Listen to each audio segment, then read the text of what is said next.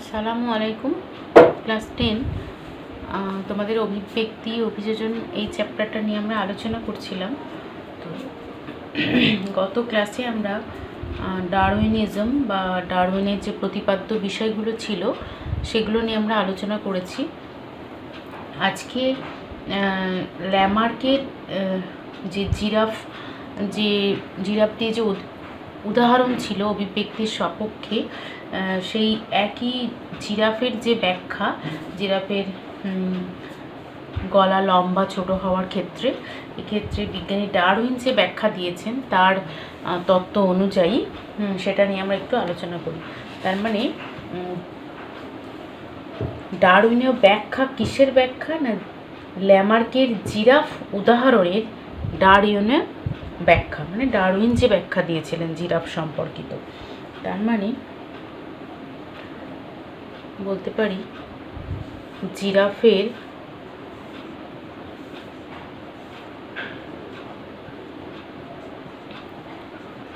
যে বিবর্তন তার ডারউইনের মতবাদ অনুযায়ী ব্যাখ্যা।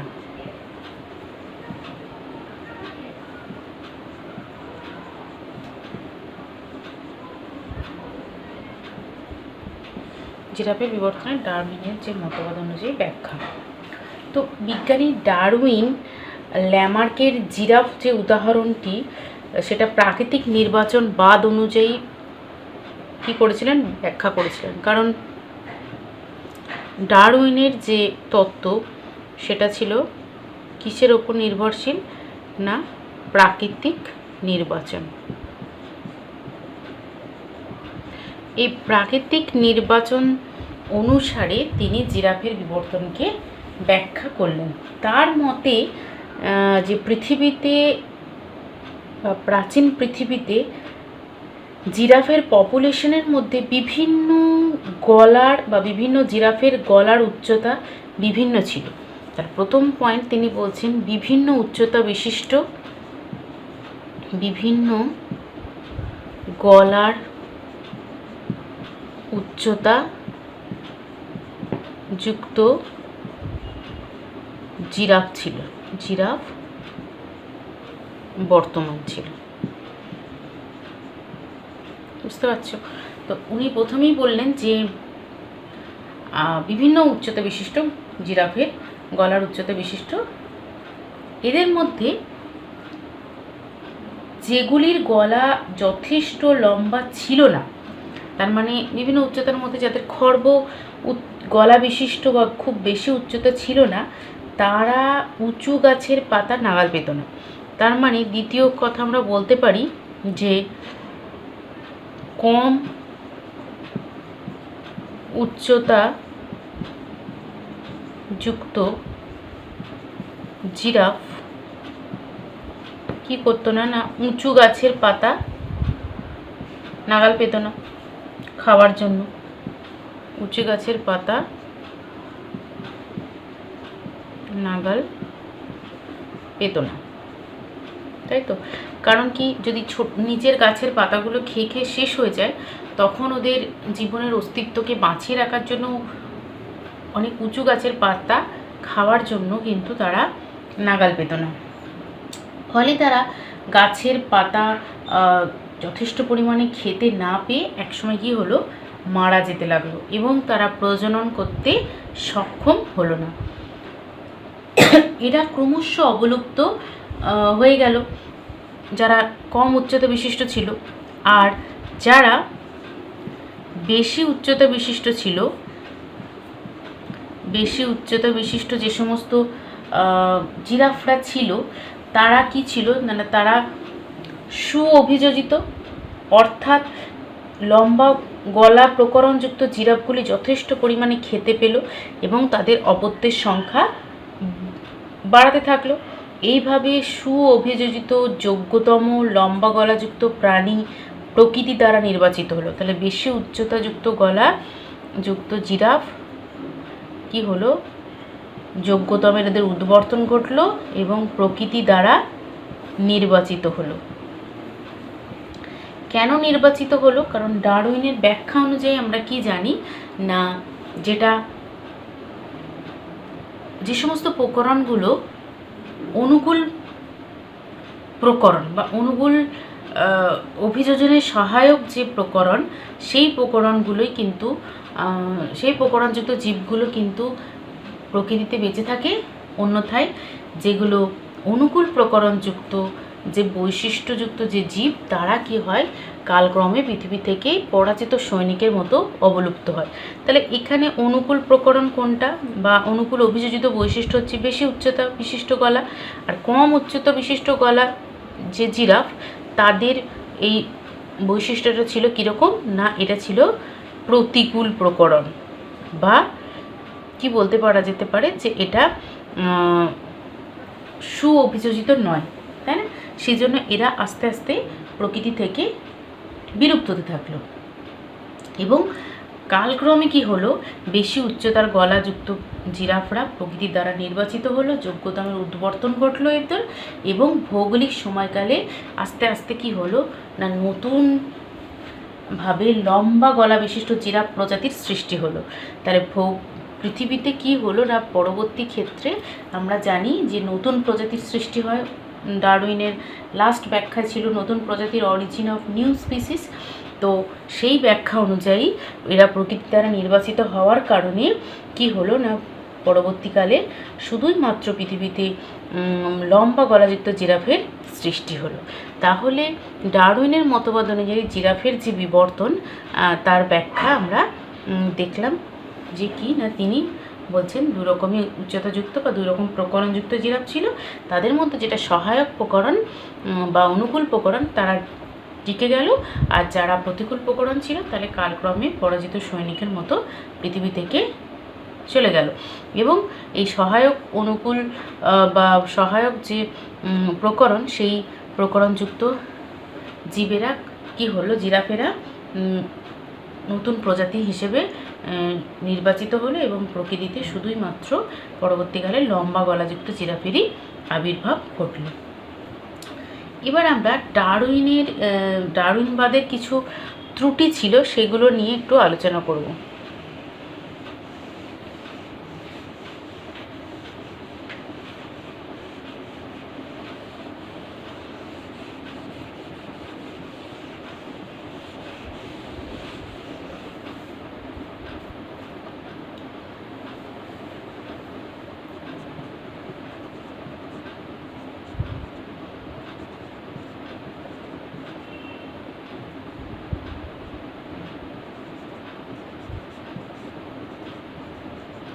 ডারউইনের যে তত্ত্ব, সেই ডারউইনবাদের বা ডারউইনিজমের কিছু ত্রুটি ছিল।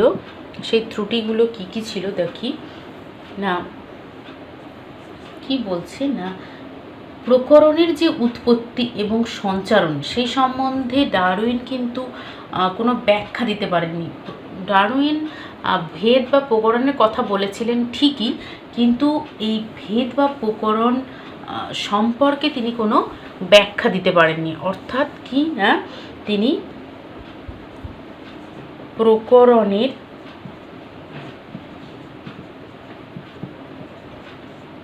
ব্যাখ্যা দিতে পারেননি, এটা একটা ত্রুটি। নেক্সট কি ছিল না, প্রাকৃতিক নির্বাচনের থেকেও প্রকরণ কিন্তু বেশি গুরুত্বপূর্ণ। তিনি প্রাকৃতিক নির্বাচনকে বেশি প্রাধান্য দিয়েছিলেন, কিন্তু প্রাকৃতিক নির্বাচনের থেকেও বেশি প্রাধান্য কাকে দেওয়া উচিত ছিল না, প্রকরণকে। প্রকরণই কিন্তু অ্যাকচুয়ালি কি করে না, সৃষ্টির মূল কারণ প্রকরণই কিন্তু কোনো অভিব্যক্তির জন্য দায়ী। যে কোনো প্রজাতি বলো, জীবের অভিব্যক্তির জন্য মেন দায়ী কে না, প্রকরণ।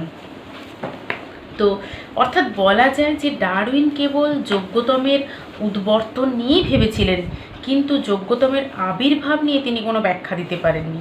অর্থাৎ অ্যারাইভেল অফ দ্য ফিটেস্ট, এটা নিয়ে কোনো ব্যাখ্যা দিতে পারেননি। তিনি যোগ্যতমের উদ্বর্তন নিয়ে ভেবেছিলেন, কিন্তু তিনি তার কোনো যোগ্যতমের আবির্ভাব, অর্থাৎ বলতে পারি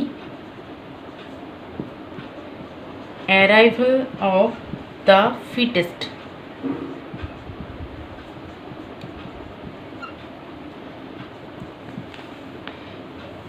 নিয়ে এর ব্যাখ্যা দিতে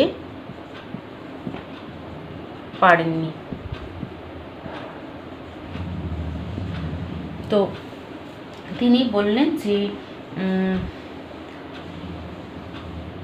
সার্ভাইভাল অফ দ্য ফিটেস্ট এর কথা বললেন, কিন্তু কীভাবে তারা আবির্ভাব হলো, অ্যারাইভাল অফ দ্য ফিটেস্ট বা যোগ্যতমের আবির্ভাব কীভাবে হচ্ছে সেটার ব্যাখ্যা দিতে পারেননি।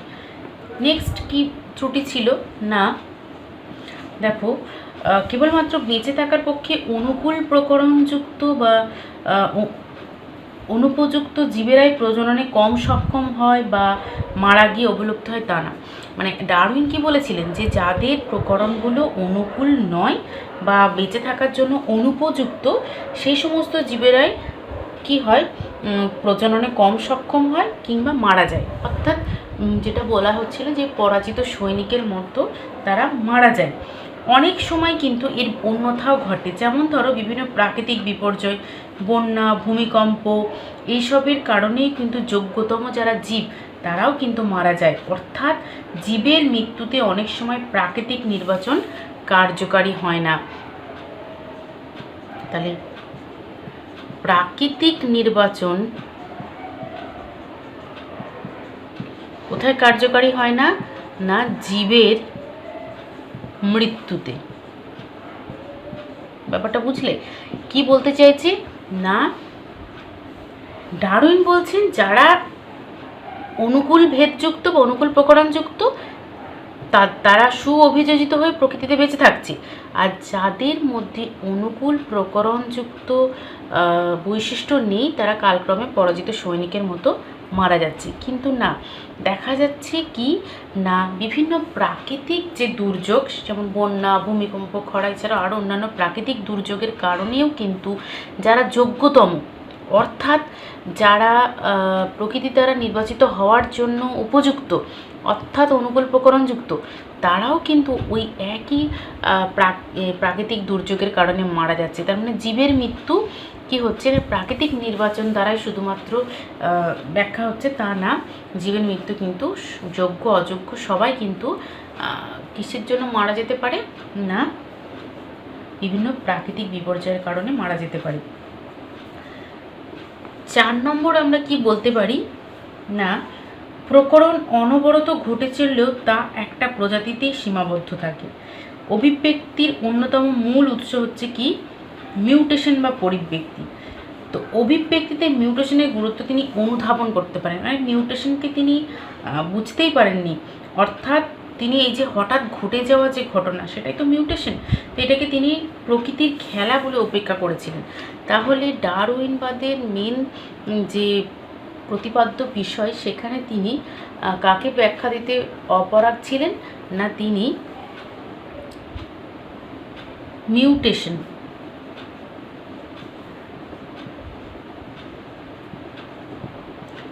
বা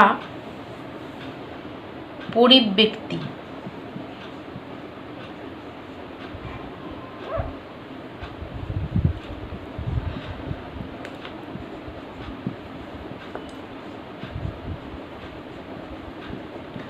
ব্যাখ্যা দিতে পারেননি। উপরন্তু তিনি এই আকস্মিক ঘটা পরিবর্তনকে বা মিউটেশনকে, তখন তো মিউটেশন কথাটা প্রচলিত হয়নি, তো ওই জন্য আকস্মিক ঘটা ঘটনা বলা হচ্ছে,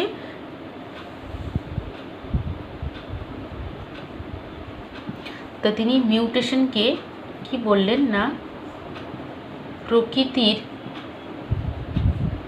খেলা, তিনি এটা ধরতে পারেননি, প্রকৃতির খেলা বলে উপেক্ষা করেন। পরবর্তীকালে বিভিন্ন বিজ্ঞানী যেমন হুগো দ্য ভ্রিসের কথা তোমরা জানো, উনি মিউটেশন তত্ত্বের জনক, উনি মিউটেশনকে ব্যাখ্যা করেছিলেন।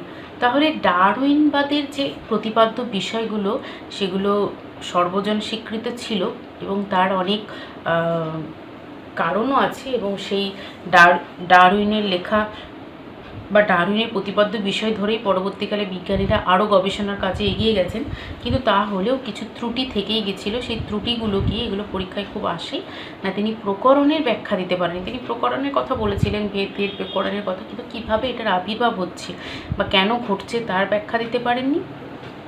আর যোগ্যতমের যে উদ্বর্তন হচ্ছে, এই যোগ্যতমটা অ্যারাইভাল কী করে হচ্ছে, আবির্ভাব কী করে হচ্ছে, এর ব্যাখ্যা দিতে পারেননি। আর তিনি বলেছিলেন প্রাকৃতিক নির্বাচন, যারা কেউ যদি প্রকৃতি দ্বারা নির্বাচিত হয় তারা বেঁচে থাকবে এবং বংশবৃদ্ধি করতে থাকবে, কিন্তু বিভিন্ন প্রাকৃতিক দুর্যোগের কারণে যোগ্যতম অযোগ্য সমস্ত জীবেরাই কিন্তু মৃত্যু ঘটতে পারে। আর যেটা মেন পয়েন্ট, যেটা যে মিউটেশন বা পরিব্যক্তি, এর ব্যাখ্যা কিন্তু তিনি দিতে পারেননি, কারণ তিনি মিউটেশনকে, তখন মিউটেশন কথাটা ছিল না, যে আকস্মিক ঘটে চলা ঘটনাকে তিনি প্রকৃতির খেলা বলে উপেক্ষা করেছিলেন। এরপরে আমরা যে বিষয়টা জানবো সেটা হচ্ছে নয়া ডারউইনবাদ বা নিও ডারউইনিজম।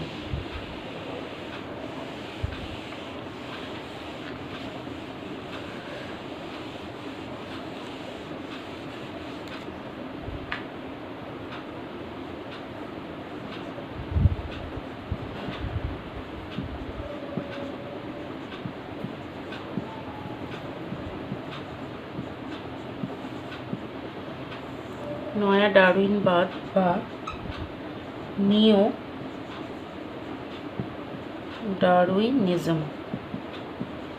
দেখুন, নিও ডারউইনিজম বলতে গেলে কতগুলো বিজ্ঞানীর কথা বলতে হয়। একটু আগে আমি যার নাম করলাম, হুগো দ্য ভ্রিস, তো দ্য ভ্রিস, গোল্ডস্মিথ,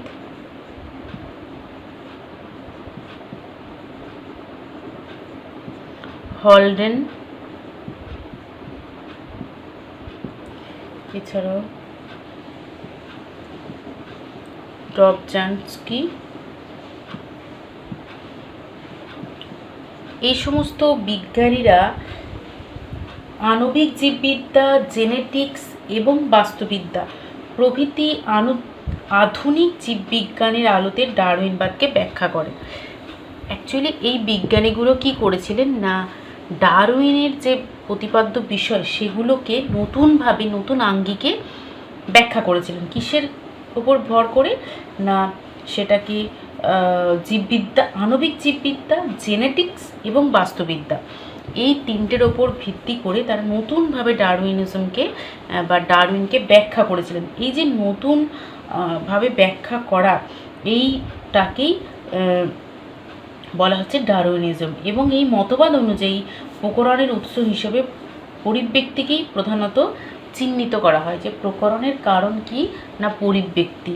তো নিও ডারউইনিজম কিছুই না, নিও ডারউইনিজম হচ্ছে যে ডারউইনের যে মতবাদ, অর্থাৎ অরিজিনাল যে মতবাদ, সেই মতবাদটা যখন পরবর্তীকালে আধুনিককালের কিছু বিজ্ঞানী, যেমন হুগো দ্য ভ্রিস, এরা বিখ্যাত বিজ্ঞানী, গোল্ডস্মিথ, হ্যালডেন, এনারা যখন ওই নতুনভাবে ডারউইনের ব্যাখ্যাকে বিভিন্ন জেনেটিক্স, আণবিক জীববিদ্যার ভিত্তিতে যখন এটাকে ব্যাখ্যা করলেন, তখন তাকে বলা হচ্ছে নিও ডারউইনিজম বা নয়া ডারউইনবাদ। এবং এই মতবাদ অনুযায়ী কি বলা হলো না, প্রকরণের উৎস হিসেবে পরিব্যক্তিকেই প্রধানত চিহ্নিত করা হয়। অর্থাৎ প্রকরণের উৎস কি না পরিব্যক্তি, পরিব্যক্তির কারণেই কিন্তু প্রকরণের উদ্ভব ঘটে। তো আজকে আমরা যে বিষয়গুলো জানলাম সেগুলো হচ্ছে কি না, ডারউইনের ব্যাখ্যা জানলাম, তার প্রাকৃতিক নির্বাচন অনুযায়ী জিরাফের গলা ছোটোর বড় হওয়ার ক্ষেত্রে যে ব্যাখ্যা সেটা জানলাম, যেটা ল্যামার্ক অলরেডি ব্যাখ্যা করেছিলেন, সেটাকে আবার ডারউইন ব্যাখ্যা করলেন। এছাড়াও এর ডারউইনিজমের কী কী ত্রুটি ছিল সেগুলো জানলাম, এবং নয়া ডারউইনবাদ সম্পর্কে জানলাম। তাহলে এগুলো তোমরা খুব ভালো করে পড়বে। নেক্সট দিন আমরা অভিব্যক্তির মতবাদের সপক্ষে প্রমাণ নিয়ে আলোচনা করব।